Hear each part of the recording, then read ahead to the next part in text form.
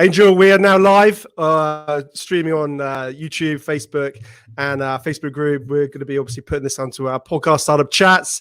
Absolutely. Thank you so much for joining me. I'm stoked that you're here. I think I've up a little bit early. I think you were just saying before we went live, I made you put you through hell. So I do apologize. No, that's okay. That's okay. You know, I'm so connected all the time, but it's true that, you know, you try to plan ahead a little bit what's going to happen in the day, but if it doesn't happen, it's okay, and you will know how throughout the conversation today, or you will know why. Well, let's kick this off because, you know, I'm so excited to talk about this whole topic of, you know, startups and that journey and that challenge that we all face, and I think wherever we can sort of get those pearls of wisdom or advice or help or a little bit of inspiration is always going to be a good thing and always help. So but before we maybe sort of dive into what we're going to focus on, which is that whole, you know, pivoting in times of crisis, I think that's a really interesting sort of topic actually, because I've certainly done that in various sort of, you know, degrees, and you know, we can chat about that. So yeah, it'd be interesting seeing your perspective. But before we do, would you mind sort of introducing yourself to the audience, and just giving a bit of a background about, you know, who you are and what you do? Absolutely. So my name is Angel Rebo, and I'm in Dallas, Texas, although I was born close to Barcelona in Spain. Basically one of my favorite cities, by the way. Oh, look Barcelona. at that. Love it. Okay, I thought that you were going to say Dallas, Texas. I've never been. I'd love to go. I'd love to come you to visit. Come. There's lots of great things here happening. So, but anyway, you know, obviously I love Barcelona too. Basically, both corporate CEOs and established entrepreneurs, they hire me to bridge the gap globally for expansion and exposure. The reason why I helped, you know, I use internationalization strategies to accelerate the growth of their companies is because throughout my life, for the last 25 years, I have held more than 1,500 CEOs in 33 different countries. And I was able to do that because actually, let me tell you a secret now that you are actually in the UK. One of the reasons why I'm able to do this is because mom and dad, they put me through an English academy when I was in school, when I was in elementary school. And outside school, I was learning English. And I remember that the summer of 1982, I spent a whole summer in Scarborough, North Yorkshire in the UK, learning English. And I decided I'm not going to speak a word of Spanish for a whole month. And I requested that company to put me actually, obviously, with an English family, but I don't want to have contact with any Spaniard throughout the entire month. So I had actually a Swedish student doing the same thing, learning English in the UK as the same as me. And I only had contact with Swedish people and people from other places, but not with the Spaniards. And that's why I was able to speak English. And then, you know, I started my international career and everything. Something which is also really important is that, you know, as I lived in Latin America for 10 years, my heart and soul is with the kids in need in Latin America. And I started my nonprofit. It's called Wisdom for Kids. I did that 3 years ago. I'm the co-founder and president of Wisdom for Kids. And we help underprivileged kids in Latin America become entrepreneurs using the local resources. That's in a nutshell, you know, who I am and what I do in my life, Ben. No, that sounds amazing. You sound like you've been doing a lot and have a lot on your plate right now. So absolutely, it's always fascinating. And to be honest with you, I'd love to sort of dive more into all of those little, you know, all those elements and those niches to understand more about them. That'd be amazing. But maybe that's for another day. Absolutely. We can be, I mean, obviously, thank you very much for having me, Ben, here. And thank you, everybody listening to us today. I can be with you guys anytime. You just tell me 5 minutes before, and I'll promise to be there. Okay, Ben? Pinky promise. and that never happened, of course. Pinky promise. Pinky. My son does that to me. He makes me do pinky promises. You see? Of course, I told you just 5 minutes, as opposed to the 1 minute today. It's 5 minutes. I mean, this is like 5 times more time ahead. It's wonderful. You'll have to return the favor for me. You'll have to do the same for me one day.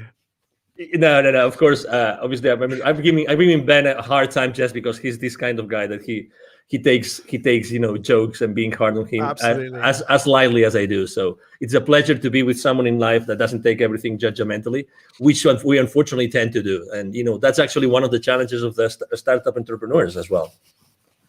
Yeah, it's very true, isn't it? You've got to be so adaptable and level-headed, quite cool and calm under pressure, and not getting too hyped or too upset either way, because it's a journey. It's not a sprint, isn't it? So you've got to keep an eye on that bigger picture. So Absolutely. And keep moving forward. That's the key. Keep moving forward. So let's dive into the whole sort of topic of pivoting. As we know, sometimes, a startup and an established business has to pivot. I mean, we've seen a lot of established businesses have to pivot in this time of, the COVID-19 and all the rest of it, particularly when, a business stream suddenly was closed off. A lot of brands had to sort of pivot towards more direct consumer sales rather than B2B sales. But certainly within that pre-launch phase and starting a startup, that can happen too. I know it's actually happened to us recently with one of our product launches. And without going into that, but I think it's a challenge that we face at various levels. And I guess thinking within that pre-launch phase, one of my thinkings is it sometimes best to pivot before you launch, if it's abundantly clear that you should, or sometimes is it better just to launch, test the market, and then pivot? That's a great question. And actually, you probably remember that probably it was like already 10 years ago that this guy invented this business canvas that you actually, it was a collaborative work developed here in the north of the country, in the US, by someone in the MIT, I think it was. The reason why I'm mentioning this is because we tend to forget that the buck, right, the dollar, the money starts with sales. And we are so hard on ourselves, going back to what I was saying about being judgmental, we are so hard on ourselves that we try to do everything else look perfect before we even talk to potential clients. Obviously, everybody in the startup world talks about the minimum viable product or minimum viable service, all these kind of things. But in reality, the only thing, let's say you and I, we have an idea today, and it's an amazing idea, which could be actually easy for us to have a great idea today. And we say, we're going to launch it. You know what we need to launch it? Okay, we commit that between now and 24 hours, you talk to 5 potential clients in the UK, you talk to 5 potential clients in Texas. We have 10, let's say only 50% of them show up. We already have market feedback. So I think I'm responding to your question. I'm a big proponent of, if you eventually have to launch something into the market, why don't you start talking to the market? And it doesn't have to be perfect. You have friends, you have former colleagues, you have relatives, you have neighbors, you name it. You go to a store, you go to a coffee shop, you talk to the guy which is serving you, the bartender. You can even ask that person for their feedback about what you want to launch. So to your question, my main business mantra is take imperfect action now. That's me. That's my clients. Take imperfect action now. So definitely, I would reach out to the market first, and then I would start strategizing about what's the best way I can launch or pre-launch my product or my service or my company or my venture. But definitely, I mean, I have seen so many people wasting so many hours, so many days, so many months perfecting something before even talking to someone in the market to see if that would fly or not. So that's definitely my response to that. No, it's very true. I think within a good pre-launch phase, speaking to the audience is absolutely critical, because like you said, too much time can be wasted on tech development, and your whole bubble of one, an opinion of one is always dangerous, as they say. So I think there's no doubt. But it's interesting, as talking about the pivoting challenges. We faced a technical challenge, for example, and I was thinking about, I wonder if you could sort of categorize those problems, whether they're it's the challenge of or the wanting to pivot because of technical challenges, and you realize that initial angle is closed off to you. For example, you need to feed in, you need something with you're relying on a third party, and then suddenly they cut off their service, and your whole product roadmap was and the USP was around this collaboration.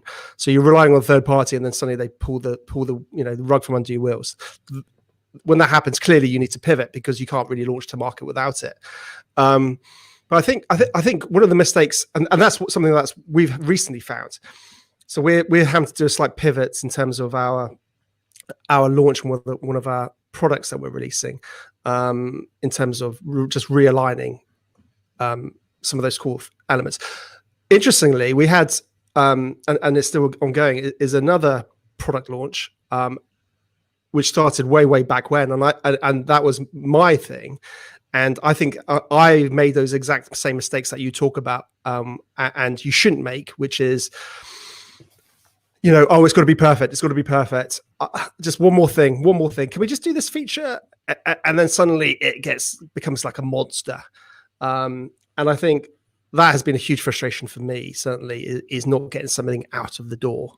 So it's interesting, isn't it? The pivoting can come for different reasons. But you see what? I mean, this is how I typically don't curse on podcast interviews, but I don't know if I'm allowed to do it today. But we get so sidetracked by perfection, and you just described the perfection sidetrack. That you wanted to do this additional feature, this additional thing that would make this offer like magnificent, like extraordinary, it's spectacular, right? But suddenly you get so into the trenches of that thing, But in reality, guess what? And I've seen that last year. I saw that with many technologies and many providers saying, we're not sure if we're going to be around for a long time. But guess what? The difference between the technologies that I kept on working with or the others that don't, because maybe they were scaling down, downsizing, whatever, is the attitude of the customer service people, the support people. So even if their product wasn't perfect, I stuck with them because their customer service, the attitude of the support team was flawless. They were really genuine human beings that were there to serve me. When someone is really acting from within, being really present and saying, hey, this is what we have. This is what we got. We know that you are going through challenges. We are also going through challenges. I'm going to spend probably, it's going to take for me 3-4 times longer to respond to your ticket, but I'm still going to be here, and I apologize ahead of time. So setting up expectations, Ben, is so important.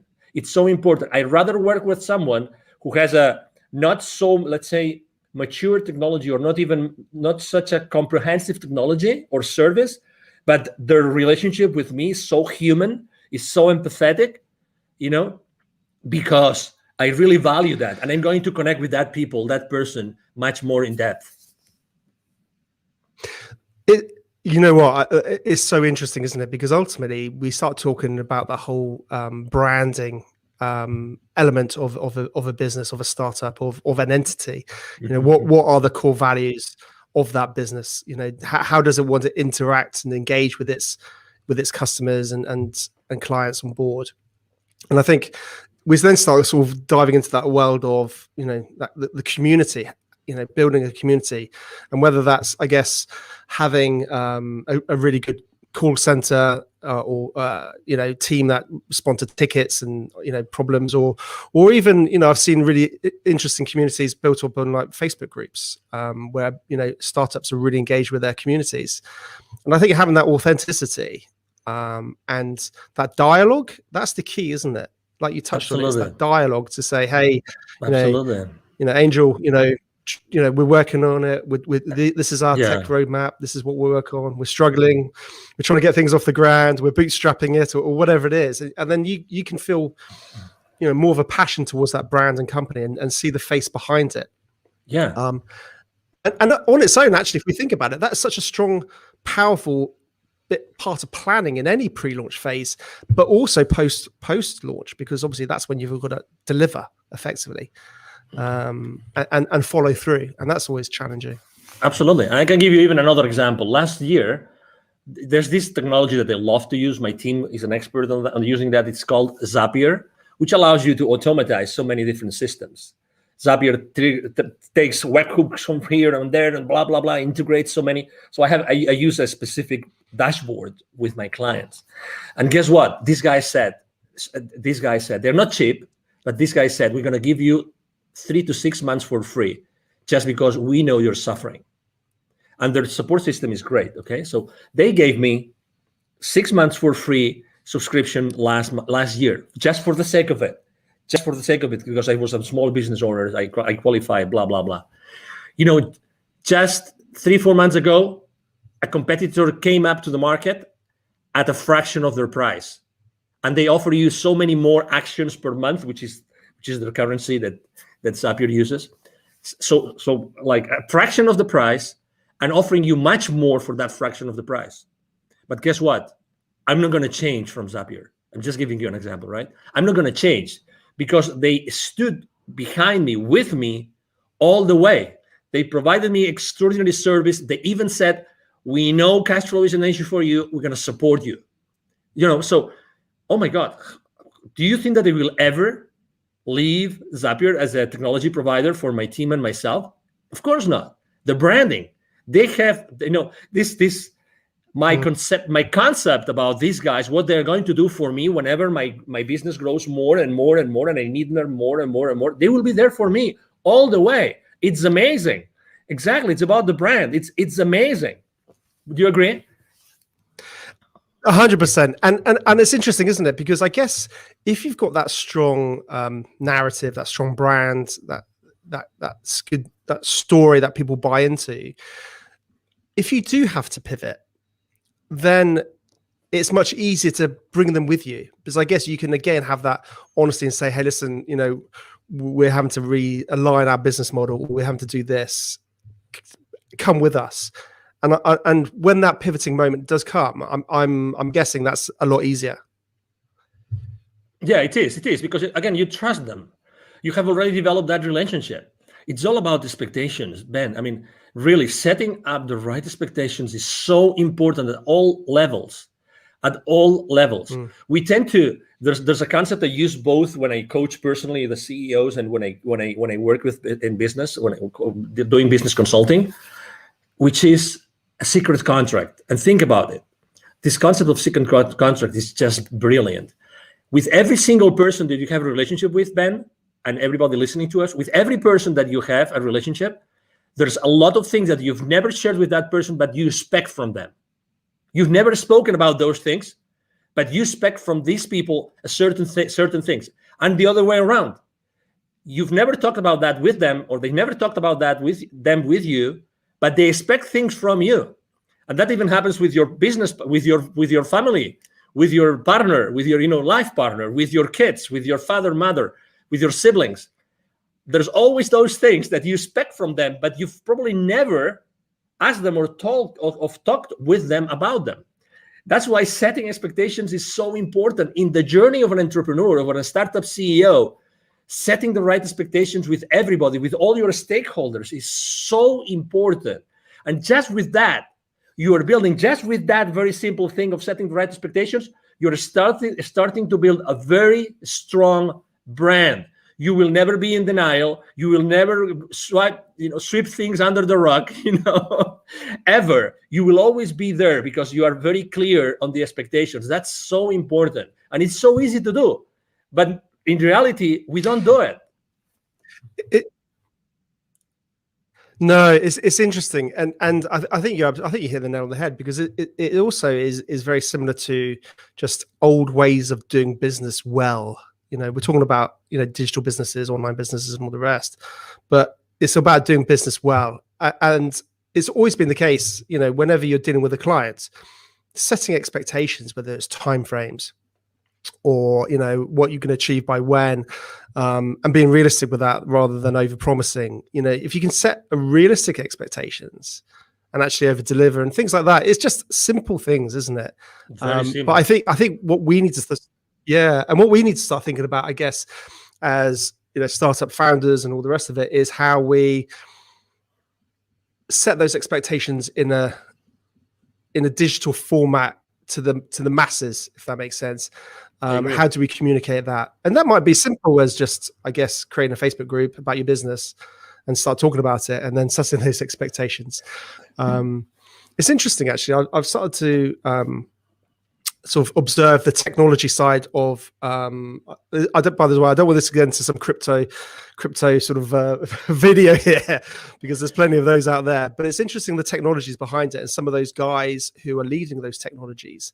and the way that they build community, and the way that they engage and constantly keep their audience who are interested updated. The one that springs to mind, if I'm honest, is probably the I'm gonna forget his name. The Cardano founder, Charles Hodgkinson, something like that.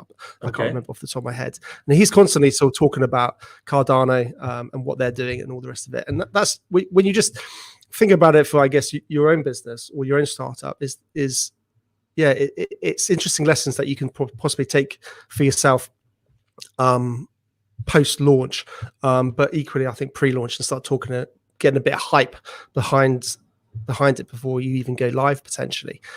When should a business, I guess, not pivot? That's an interesting question. Can businesses pivot too soon? I think that the market speaks. I think that the most important thing is to see if the market is actually moving, is shifting, if the market is asking for different things or not, if the market is still willing to pay for the same products and services or not. That's the question. It's not about us. It's about the market. It's about, is there a new market being created? Is there a new community being created they're going to want specific things? So that's the question. I think that you have to really put the thermometer in the market. You have to have those conversations, those imperfect conversations with your potential clients, and see, hey, will you keep on paying for this? Do you still feel the value? Do you still feel the value in these kind of products? Or right now, what's happening now, what do you think is going to help you go to the next level? How many times, honestly, think about this, Ben. How many times before you sell to a client, you actually tell them this: I know I'm going to be part of your problem when you place the PO with me, because you're going to put X amount of money on my pocket and you will have nothing in return. My commitment to you is that I will make as much as I can to return on your investment. But how many times you have told that your clients, I care so much, I know that I'm going to be your problem right now when you place the purchase order, right? And I also care, I really care about how you are going to recover that investment. These conversations are very uncommon and kind of conventional, because they are uncomfortable, because we think, oh, maybe someone doesn't place the PO, right? It's very similar to, as entrepreneurs, when we start niching, and we start thinking of what's the right way to position, what's the what's that sentence, that pitch sentence, that statement that we use when we're trying to craft it, that we're always between this 30,000 level feed, copywriting, or onto the ground level copywriting, right? We're always trying to bring as many people as possible to our world so they can buy, or we niche down so much so that we really speak clearly to someone who are really the people that we want to serve, right? We also move in that space. You see, it's the exact same thing. Obviously, I think we have to be extremely precise, because we really want to serve someone, and we want to serve this someone really, really well, right? So to your question, again, definitely there's a moment where you have to decide if it's the right moment to pivot, or if to pivot or not. But again, it's all about who you are serving. Let me tell you an example. What could you say has happened last year with 7.5 billion people?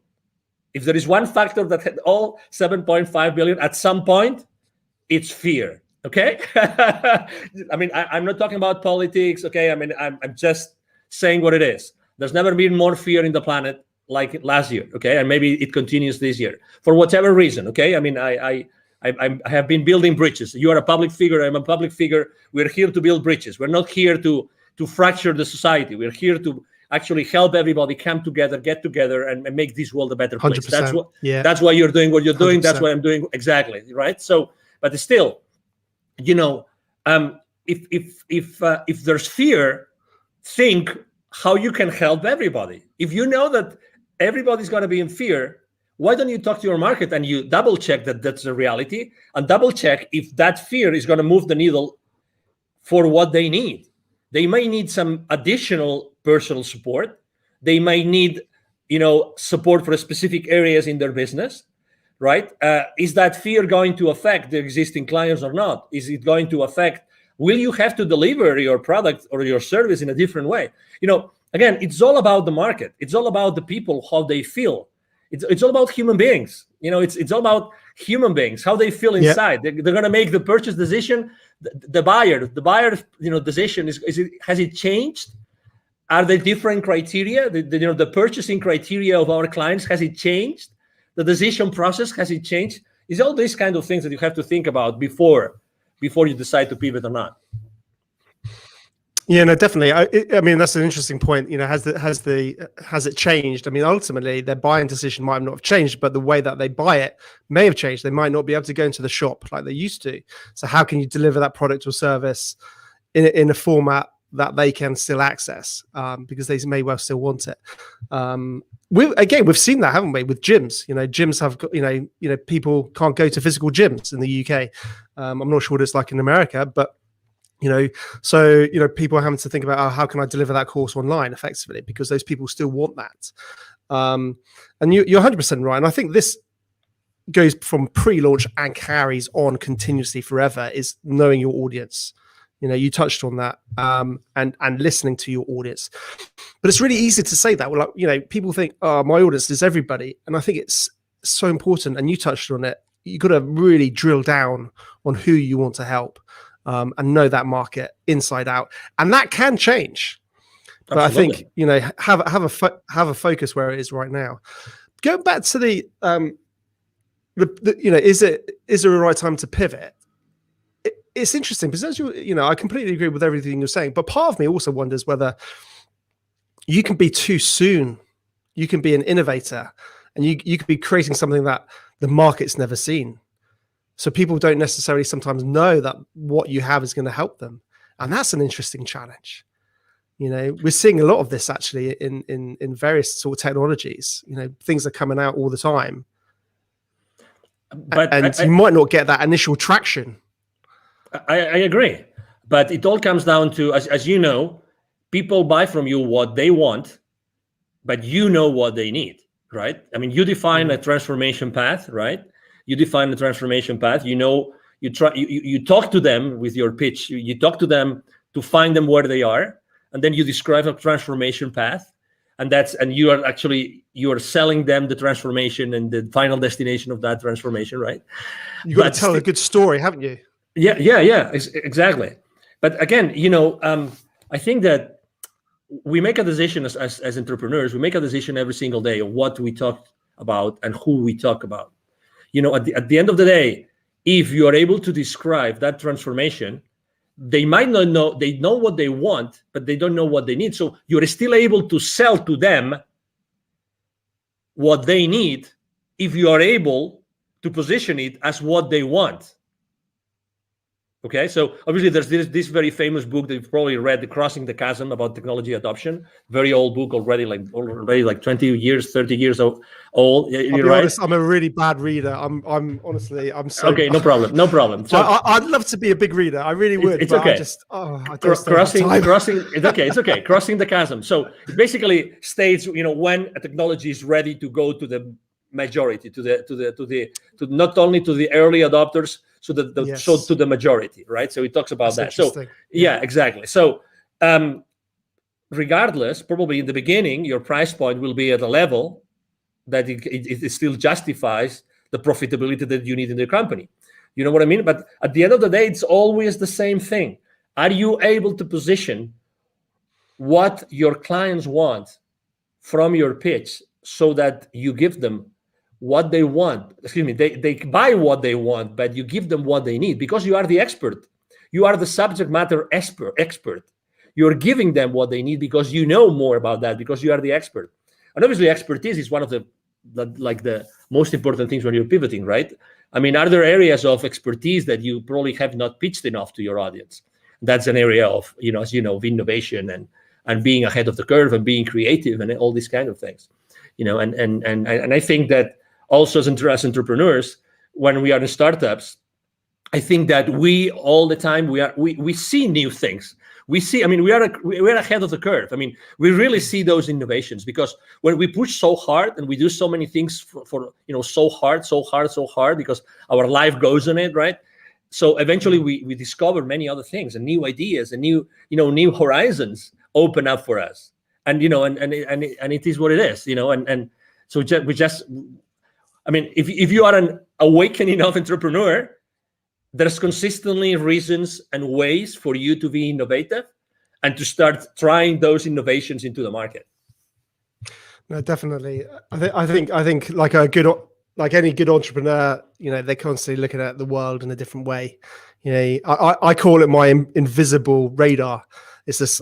If anyone's watching the video, you'll be able to see what I'm doing. But if you listen to the podcast, you won't. But basically, it's like up there constantly, and it's just going, and then it's all hones on something, and then suddenly it's like, oh wow, this is like, and your brain starts going 100 miles an hour, and then your wife tells you to calm down and stop being silly and get focused on what you're doing.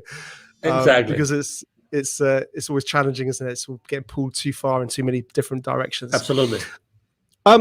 Interesting. Talking about, again, getting back to the pivoting. I think when somebody needs to pivot, having a good personal brand makes it a lot easier to pivot. And I think sometimes lots of business owners don't really focus on their personal brands. What's your sort of thoughts around that?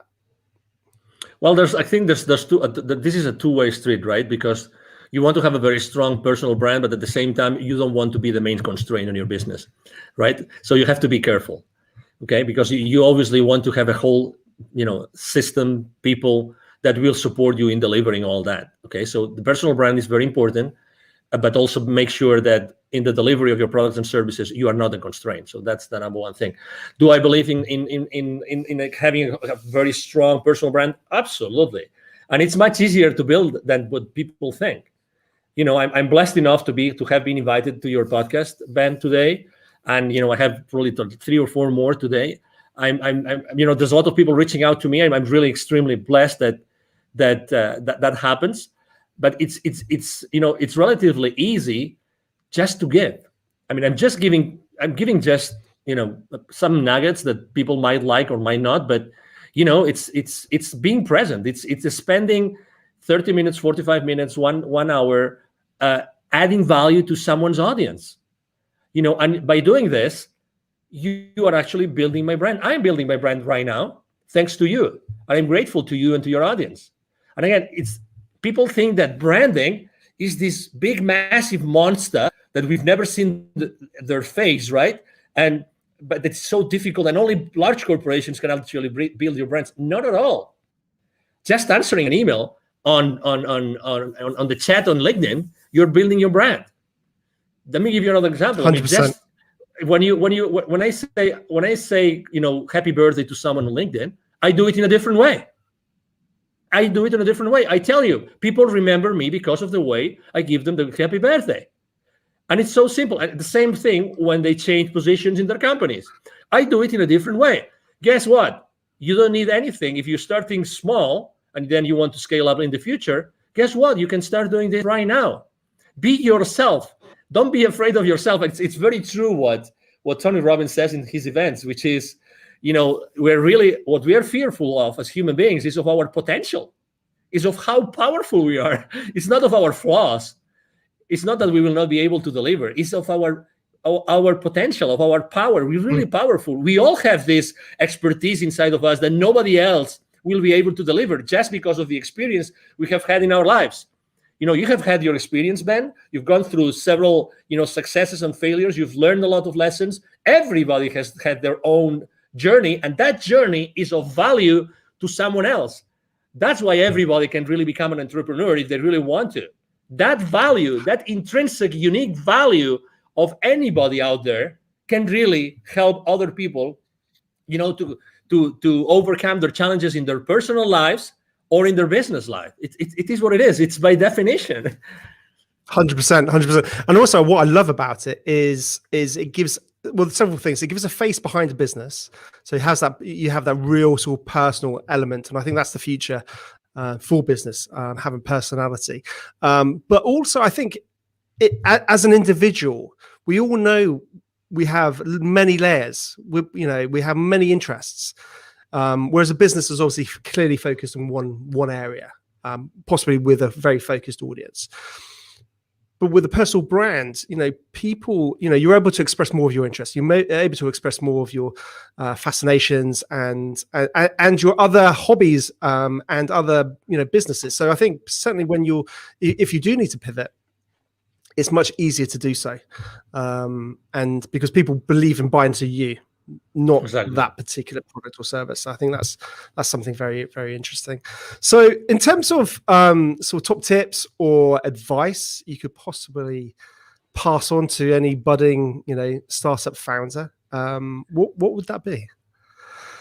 Well, I said it before briefly, but it's definitely, I think that's, honestly, I think this is at least 50% of the success, of the secret to success for any entrepreneur right now, which is take imperfect action now. Take imperfect action now. Expose yourself. Whatever you want to do, start doing it right now, immediately. Start talking to potential clients, to potential partners, to potential collaborators, to potential allies, immediately. Take imperfect action now. Don't wait. There's never going to be a perfect time for you to become an entrepreneur. Never. Yeah. So why don't you start doing it now? You don't really need much. Honestly, you don't really need much. Really. I mean, what did they say? Yesterday's the worst day, today's the best day, or something like that. I probably got that completely wrong. No, yesterday was the best day. Today, I can't remember. I'm just probably making something up. No, that's okay. But it's a matter of, hey, take imperfect action now. And then as soon as you start making steps, taking those steps, as soon as you start doing that, you will start seeing the forest. You will start seeing this works, it doesn't work, this could work, this couldn't. You start seeing the rest of it. But you have to start making those steps. You know what I mean? So definitely. Exactly. So be humble enough to do that. Definitely. And just out of interest, on a side note, Angel, what's the sort of whole startup scene like in Dallas, and in your hometown? What's business like there? Well, I have to say, first of all, it has changed and improved a lot. Dallas used not to be the startup hub that it is today. I've been very involved with the startup community here. Actually, last year, it's so funny. Last year, I gave 2 different webinars to the startup community here, and the title of both webinars were Pivoting in Times of Crisis. both of them. So there's a very strong community for startups here, very strong. That particular accelerator I gave the webinars to, it's called The Deck, but there's many accelerators. The mayor of Dallas himself, he has said many times on the stage, he wants to become a very stronghold, important stronghold of the startup community in the country. And there's a lot of, angel investors community and family offices. And this, it's really a great place to be an entrepreneur and to start up your business. I'm very involved with the Startup Week here and with the Startup Weekends. I've been the jury for a few Startup Weekends as well. So, it's a great place to be, definitely. I would encourage anybody that would like to maybe try and come to the US. This is a great place to be. Fantastic. And am I right in thinking a lot of people are moving out from California and Silicon Valley to Dallas? Totally. Is that right? Yeah, it's true. Actually, large corporations, even before the pandemic started large corporations from California started to relocate here. And right now it's massive. It's massive, the amount of people that are moving from California and many other states to Dallas, to Texas, North Texas, because Dallas is strategically positioned. You don't think about it, but Texas is a huge state. We will never run out of space. That's the beauty. We will never run out of space. And we don't have a state income tax, which is great. And also, the property prices are pretty reasonable. So yeah, it's a great place to be. Ben, you should start making your luggage here. Come on. Well, I've got a wife and 2 kids to sort of bring in tow. So great school systems here. Great school system. Oh, fantastic. Well, absolutely. You know what? We can have this conversation aside, Ben. Well, it'd be great one day, definitely. I think in my dream one day, I really want to make sure I get to meet, like you in the real world, and all my guests, because I think it's it's very easy for us to just do it virtually, and that's fantastic. But I think if we can actually try and do that, like down the pub and have a beer, that's where relationships can get built and go further. And I think digital and what we can do now is amazing. But I think if we can get that, carry on with that social element into the real world, I think it gets even more powerful. Yeah, no, definitely. So one day I will get over to Texas and come and say hello. So no doubt, I'd love to come and say hello. Awesome. Please do. Brilliant. Well, Andrew, listen, thank you so much for joining me. It's been a real pleasure. Fascinating to chat about pivoting and some of the challenges and all the rest of it. And you take care and have a great day. And you too. Thank you very much. And if I may, just to tell people how they can find me. Absolutely. Okay, so again, my name is Angel Rebo. Last name is R-I-B as in boy O. R-I-B as in boy O. B as in boy O. The easiest way to reach out to me is to send me an email to angel as in heaven, angel@angelrebo.com. Okay. Thank you very much. Really, Ben, it's been a pleasure to be here. And thank you everybody that has been listening and watching to us today. 100%. I'll put all your links in all the show notes and all the rest. How kind of you. Thank you.